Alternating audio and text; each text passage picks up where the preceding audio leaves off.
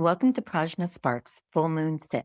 I am Lama Yeshe, and today I'd like to invite you to explore something very tender in almost all of us: self-love.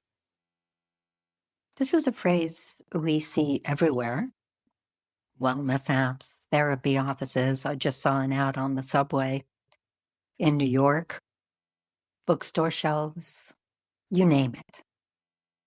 And yet it seems slightly out of reach at the same time that it feels really necessary.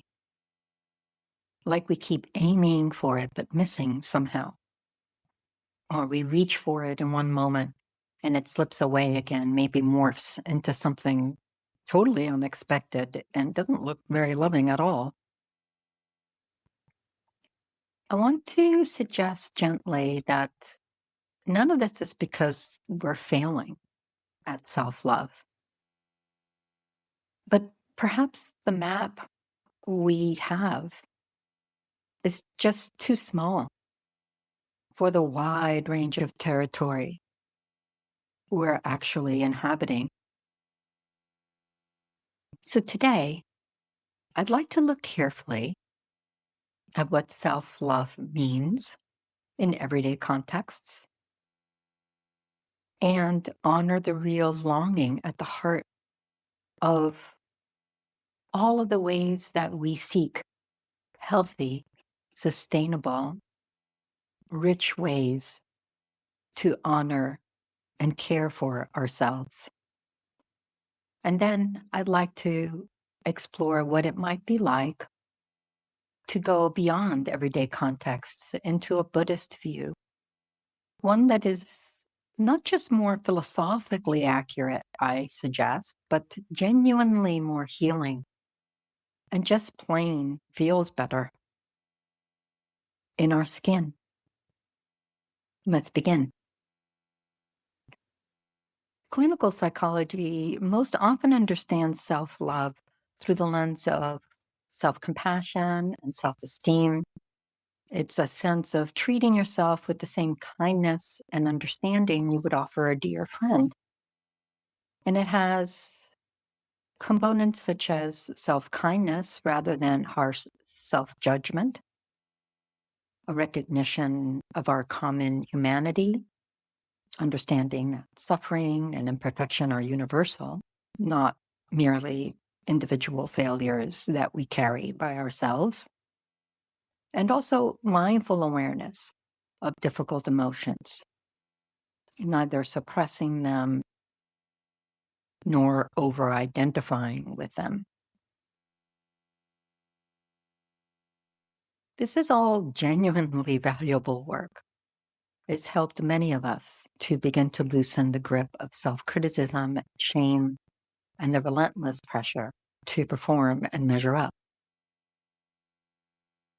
Self-help also talks about self-love, and here it may include things like prioritizing our needs, setting boundaries, cultivating positive self-regard, healing our inner child and the various parts within, learning to say no, taking care of our body, our mind, stewarding our time wisely. This is all framed as a practice, a kind of discipline of turning toward ourselves with appreciation and care. And again, there's real truth here. There's real value. This can really bring a foundation that is sorely needed.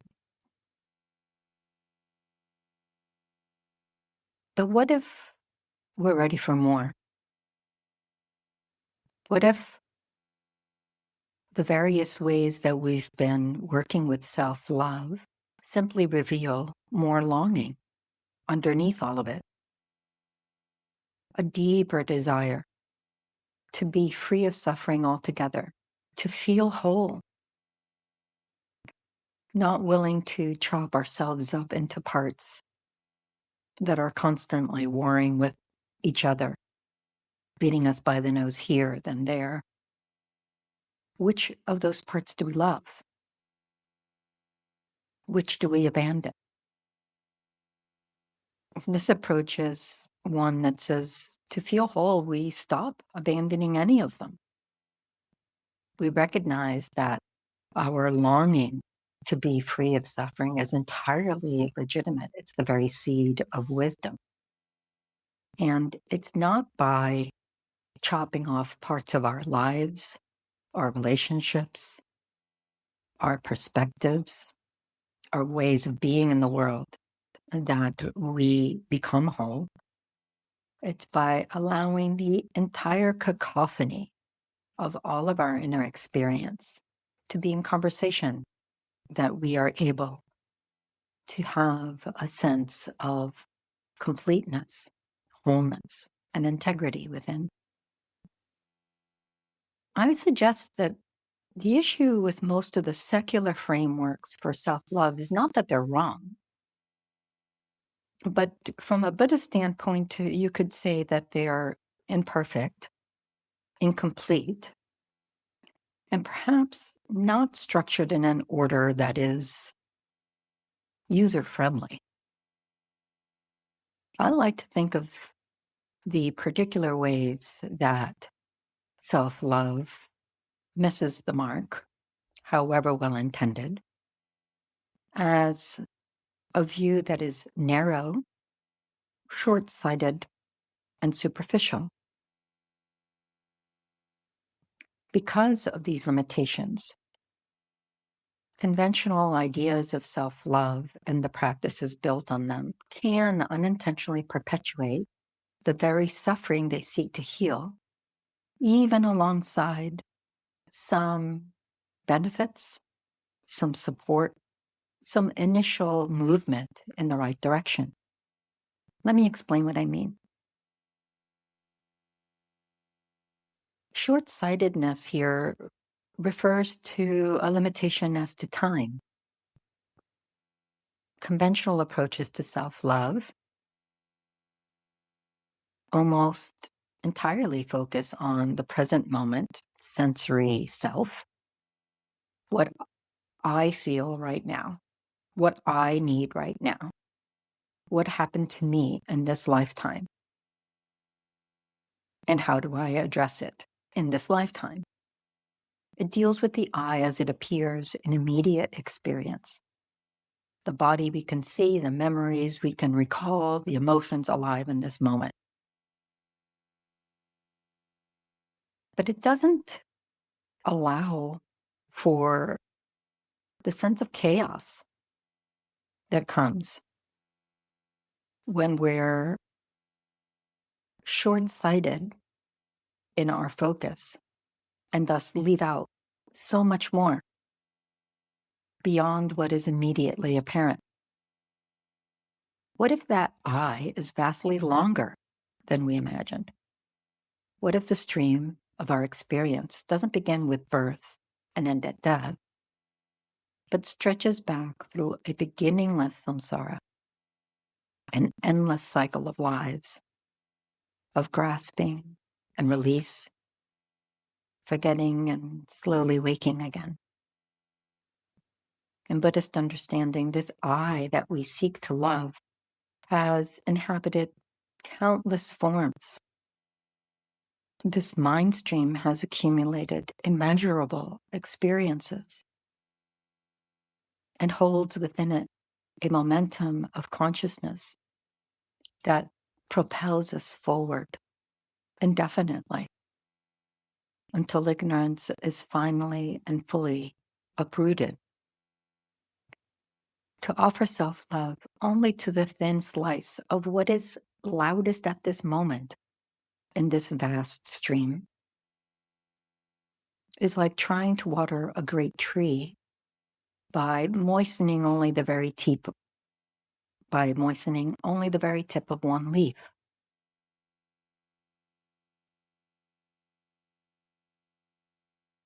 Then what about narrowness?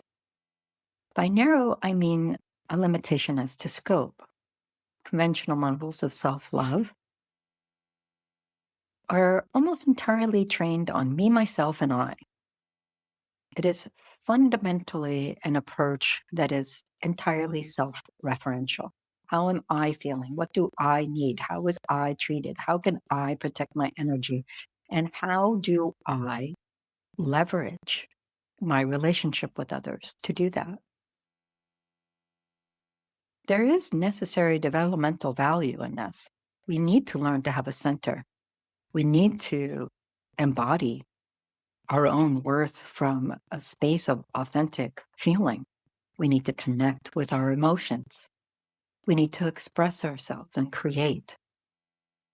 But if it stops there, however rich it might seem on the surface, it's still missing something radical. The sheer, intricate, staggering web of interdependence in which we live.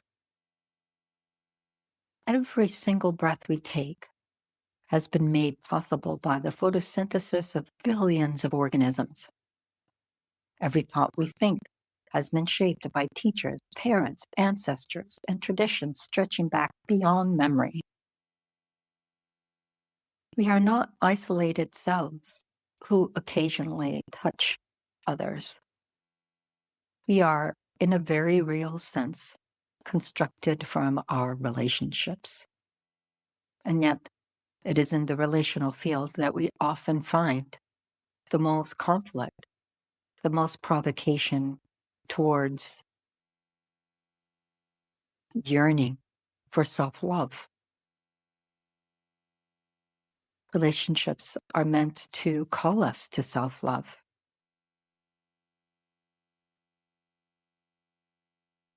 When we build our understanding of relationship, not only in the short-sighted sense of this life, which is already fairly vast, but we encompass countless lifetimes. This interdependent web becomes even more intricate. We've lived in an unimaginable number of lives and every conceivable form of existence. Then, as classical Buddhist teachings invite us to consider, if that is the case, every single being we encounter, our spouse, our parent, our child, the stranger on the street, our fiercest rival, has in some life or another, indeed in countless lives, each of them have held us with the same love and tenderness that the most beloved person in our life holds us with now. Every being has been our mother, our father, our child, our sibling, our beloved. Every being has suffered with us and for us. The I we seek to love is not a private island. It is inextricably woven into the vast web of kinship with all that lives. Narrowing our love to only ourselves severs us from the very ground of our being. And then looking at the third dimension, by superficial, I mean a limitation as to depth. Conventional views of self-love aim to heal the self as we experience it on the surface. The self of sensation, the self of memory, the self-image and identity. This is the self that was hurt, the self that feels unworthy and that needs reassurance. And yes, many times this hurt, this inaccuracy as to our worth, and this need for acknowledgement was harmed from the outside in. But Buddhist philosophy, particularly in the Mahayana tradition, asks us to look more deeply than the surface, where the kleshas, or emotions that disturb mind's natural tranquility hold sway. To look for the self that we believe is really there, behind our name, our face, our storylines, the immediate narrative of the kleshas that has taken hold of us, and to look carefully with full, honest attention for a truly existent, solid, independent, unitary me at the center of all this experience.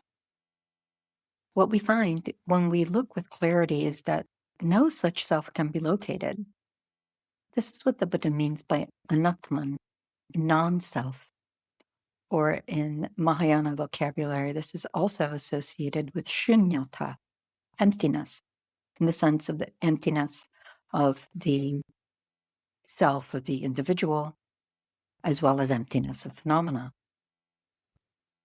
This is not to say that we don't exist. Of course we exist, but we exist in a different way than we habitually assume. Not as a fixed, bounded, single independent entity, sealed off from everything else. Rather, we are a dynamic, limitless, continually interdependent stream of being in radical interconnection with all that lives.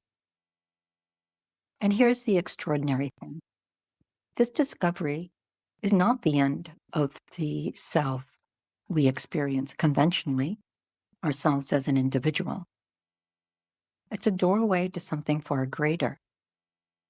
Because this idea of a self that is false,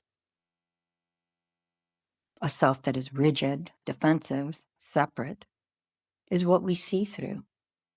And what's revealed beyond is Buddha nature, luminous, aware, and open, the nature of mind that has never been truly obscured, never tainted by harm, never impacted by the kleshas or cycling through samsara. This is our deepest nature and the nature of every being without exception.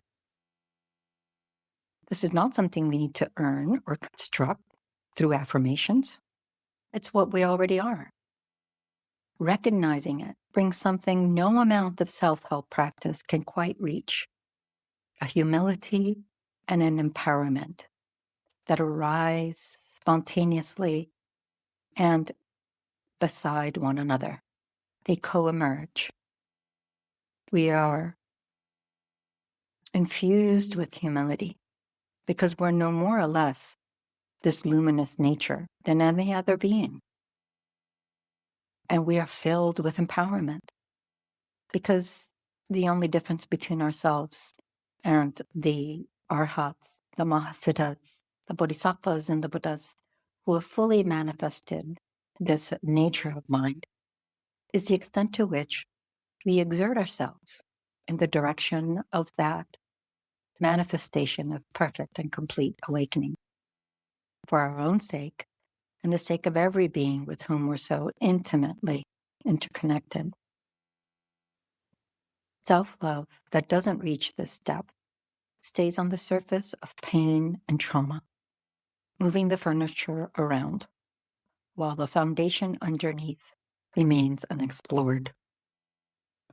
Expanding our idea of self on provisional grounds, beyond this life, and beyond just me, as well as on ultimate grounds, the depth that goes beyond any kind of me, myself, and I.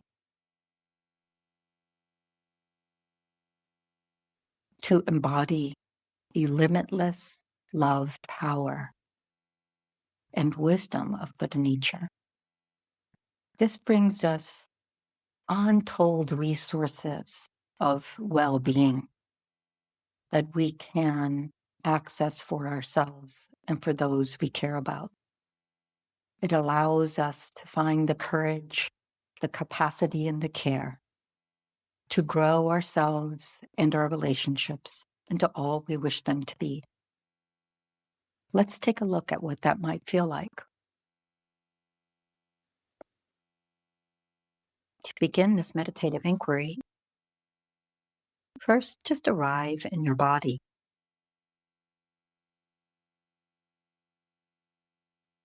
Let the skeleton settle in whatever seated position you're in. Let all the places of contact with solidity, the floor, the chair, the cushion, whatever it might be, come forward in the sensory field. Touch into it. You're not leaning or putting pressure. You're just allowing that sensation to take center stage for a moment.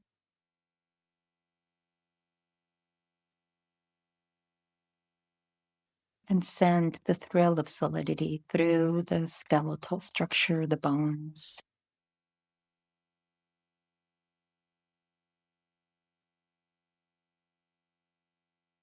All of the scaffolding that holds up the embodiment of what we think of as me. And let the muscles, the tissues, the fluids, the cavities of the body just drape on that skeleton like a comfy old sweater on a hanger.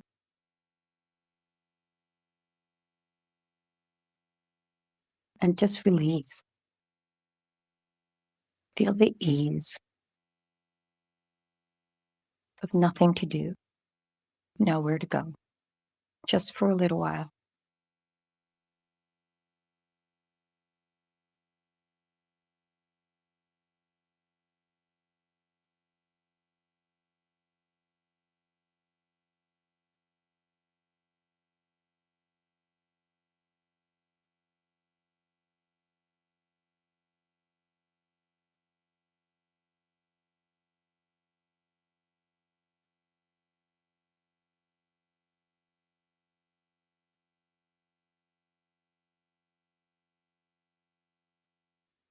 Allow your eyes to soften their gaze just ahead of the nose and slightly downwards, or close your eyes if that's more comfortable. Take a few full, deep, but natural breaths and ease further into the body.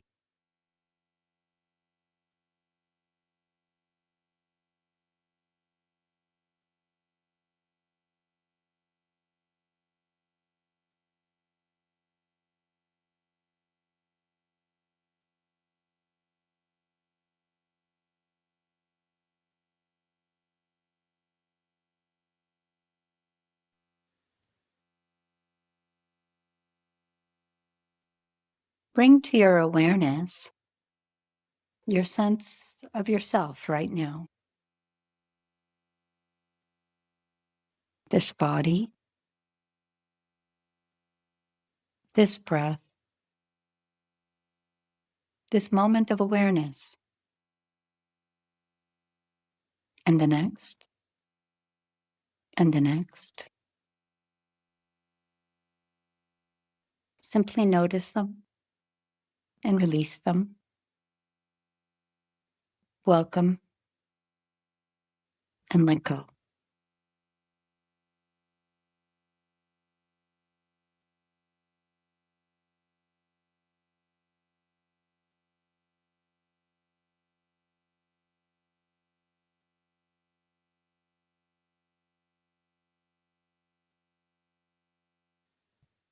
What if this stream of awareness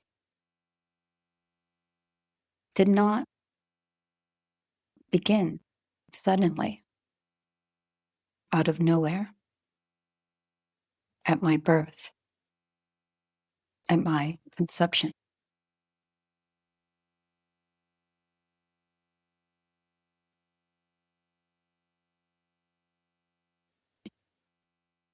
What if this me I consider so central has been present in some form for an inconceivably long time? Learning, forgetting, searching, suffering, glimpsing joy, and watching it slip through its fingers again.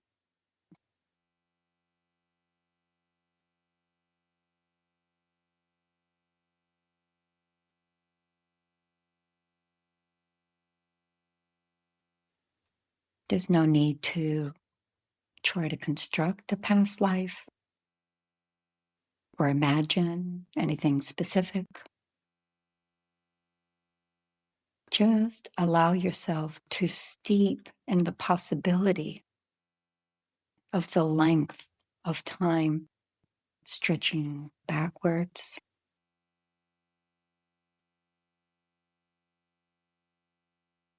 the possibility of awareness that is present now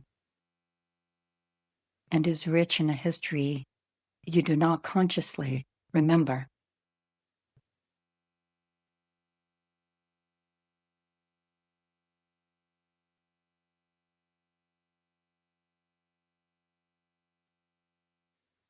What happens in your chest, in your belly, throughout your body as you consider this?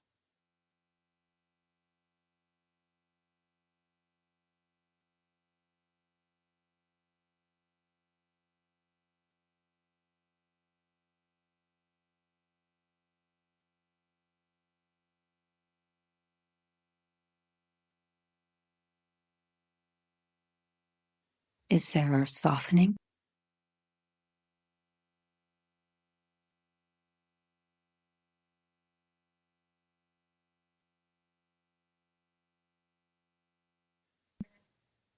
Is there expansion?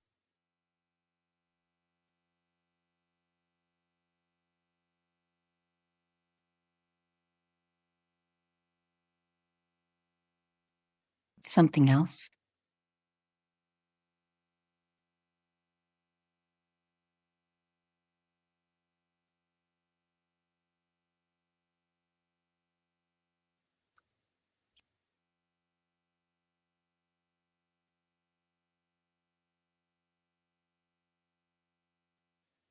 Stay present with whatever your experience is for a while.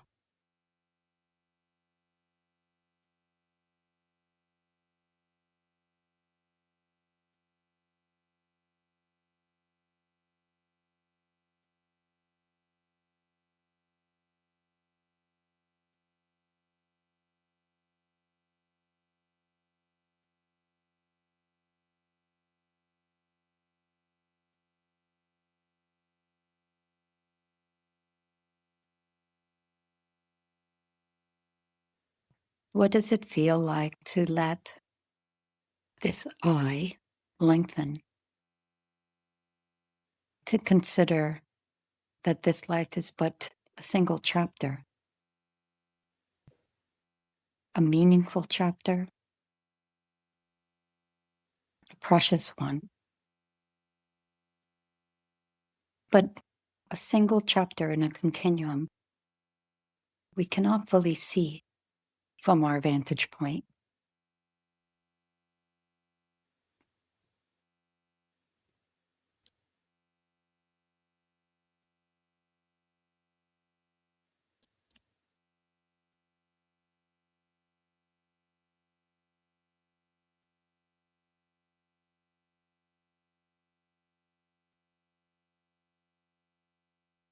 Allow your sense of self-love to grow beyond what is right in front of you right now, what you can see or hear, smell, taste, touch. think about.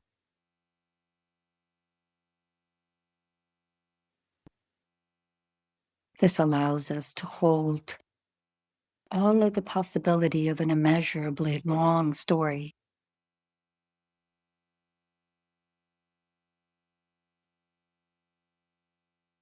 not limiting the whole to what is immediately before us in a short-sighted way.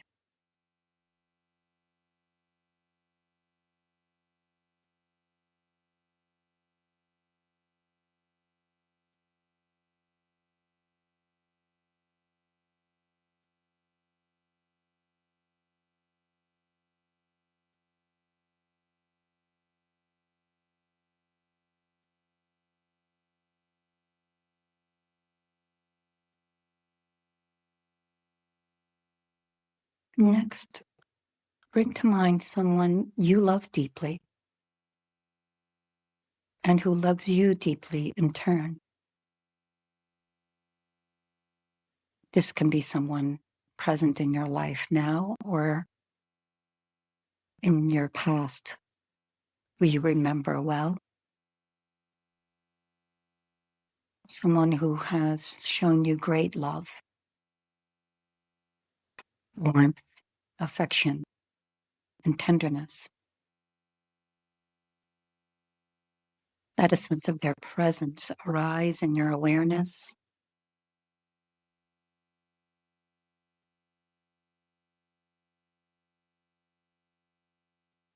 Feel what it's like to care for and be cared for them authentically, genuinely. The security,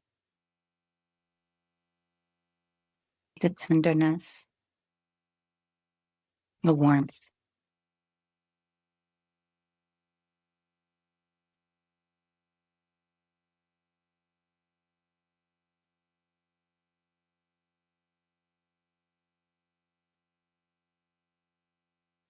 What if every being you've ever encountered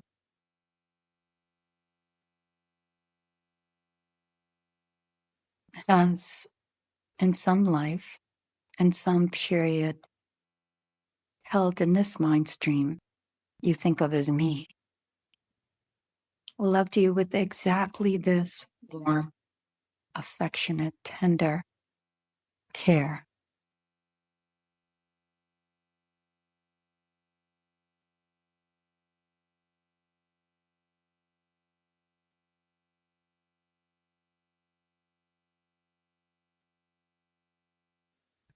Not just ones who are dear to you now, but what if the stranger on the street,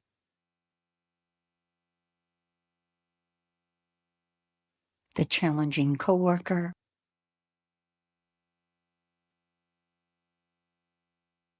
even beings you've never yet met?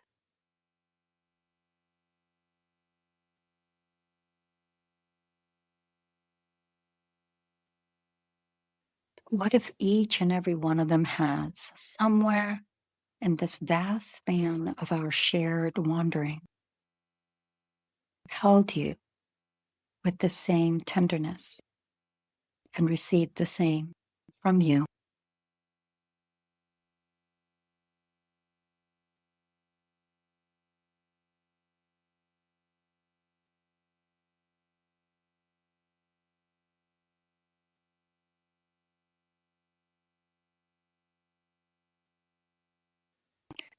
There's no need to force or contrive anything. Just deep in that sense of kinship and let it touch you in whatever way feels right for you.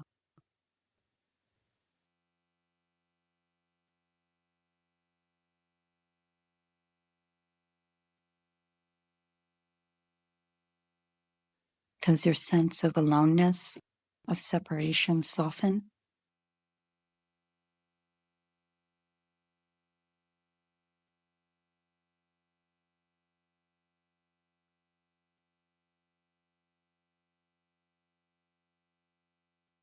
Do the barriers between me and them become more permeable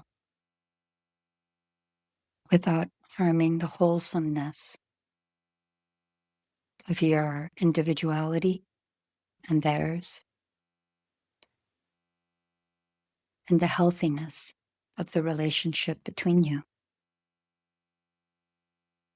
Allow yourself to experience whatever arises without contrivance.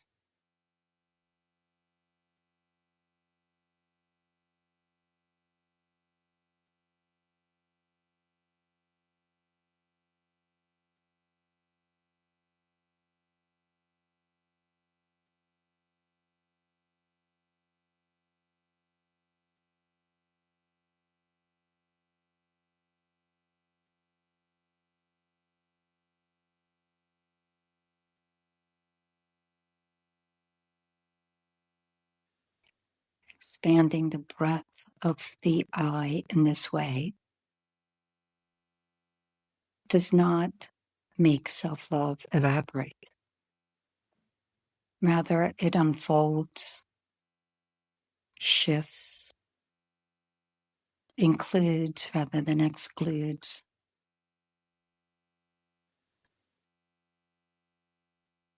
The care we offer ourselves and the care we feel for others becomes interwoven.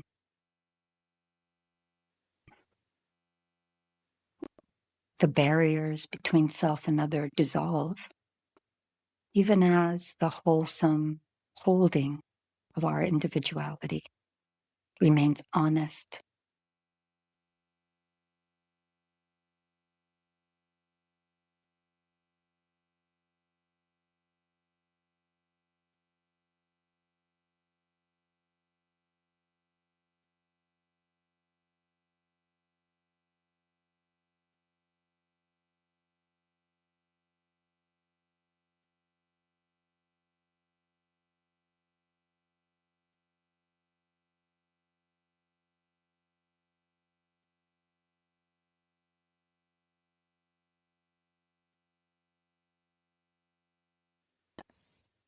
Lastly, turn towards the sense of I that is present for you right now, the idea of a self.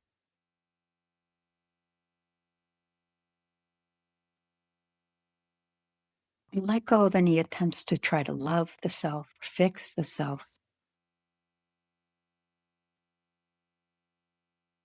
Simply hold the idea and look deeply into it.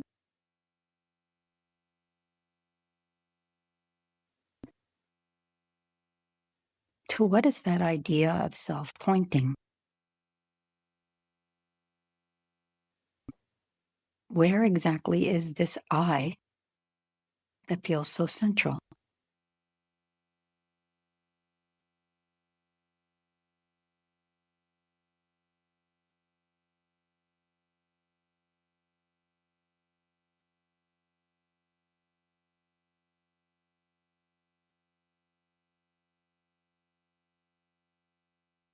Try to locate that I, not as a thought experiment, but as a genuine experiential analysis. Look everywhere you associate with the I. Your body, all of the various expressions of mind, feelings, opinions, ideas, perception, memory, consciousness. Do a thorough search.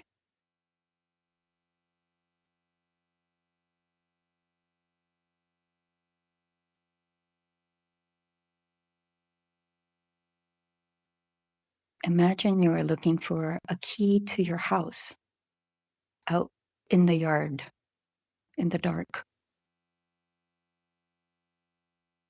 Feel into the soil and the grass over the cobblestones. Experientially search.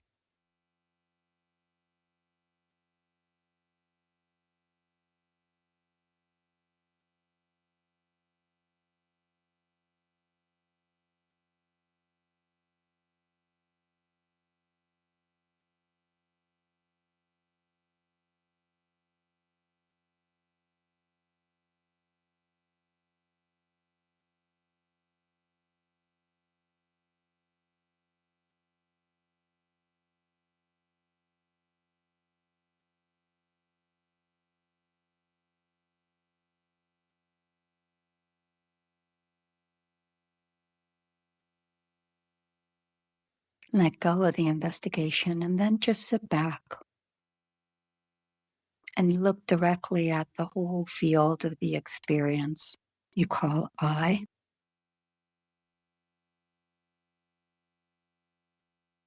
Does not finding it anywhere make it more solid, more open,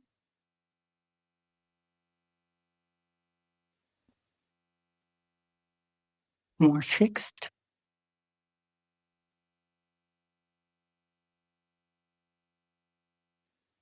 More fluid?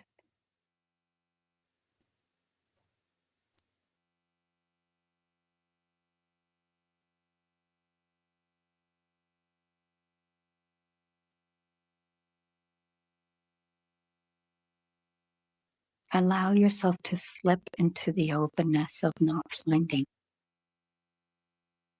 Even just a little glimpse of the not finding.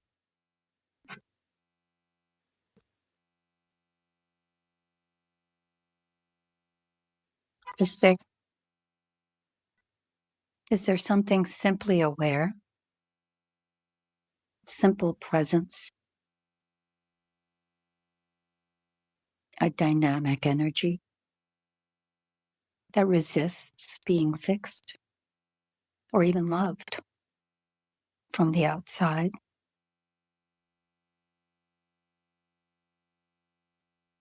A presence that is simply, quietly, already whole, always present, abundantly rich.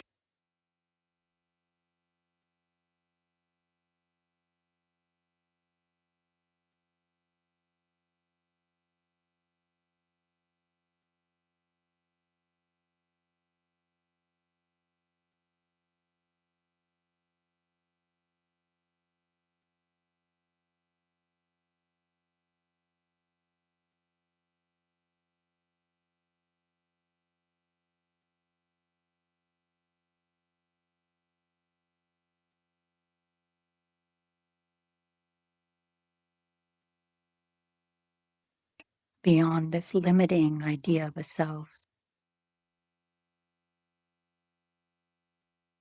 lies something extraordinary, Buddha nature, luminous, aware, the inherently loving, powerful, and wise nature of mind itself.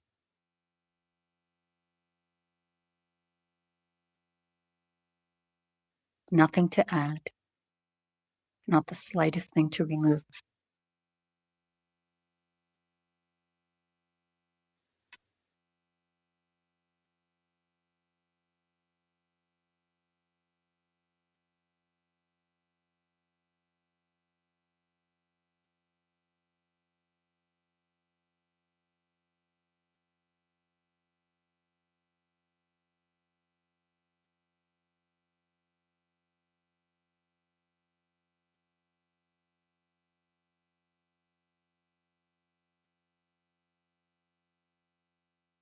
First, a pristine view of what is itself pristine, seen pristinely.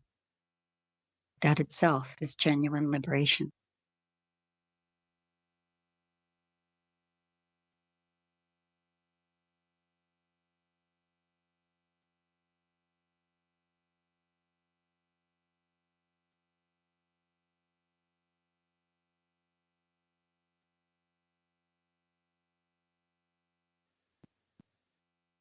This far more panoramic view goes beyond self versus non-self. It is panoramic, integral, and whole beyond the limitations of duration or scope or inclusion, by holding the full length and breadth and depth of who we are. The vast stream of lives coursing through this mind stream, our yearning, our suffering, and our moments of grace. We bring the full power of our Buddha nature to bear, even for a moment in this life, There's no better way to console the wounded child of this lifetime or bring healing to trauma, solace to grief, extending care to all that we are. Our entire journey through samsara